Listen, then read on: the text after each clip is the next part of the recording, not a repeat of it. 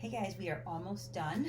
We've figured out the conflict together, and we have discussed the rising action, which, as we all know, are the events that lead to the most intense part of the story, where the reader can start to predict what's going to happen, otherwise known as the climax.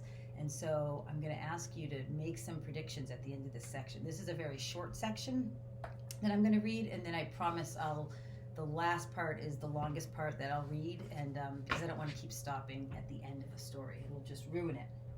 So remember, the last part we read was that the daughter was afraid of the dad, and he kept away from her all day because he knew something was coming. He knew, but the wife doesn't know, and the reader doesn't know what's going on. So we are now at part 4. It was hot and close inside, and dark.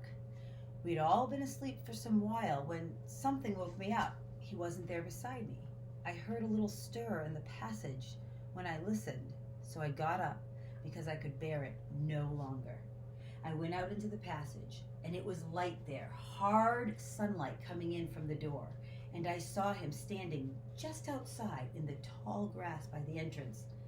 His head was hanging, and presently he sat down like he felt weary, and looked at his feet. And I held still inside and watched. I didn't know what for. And then I saw what he saw.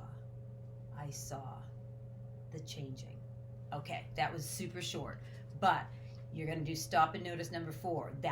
We're getting to the climax, but I want you to try to make a prediction. What do you think the changing is? What is he changing into? Go ahead, stop and notice. Go.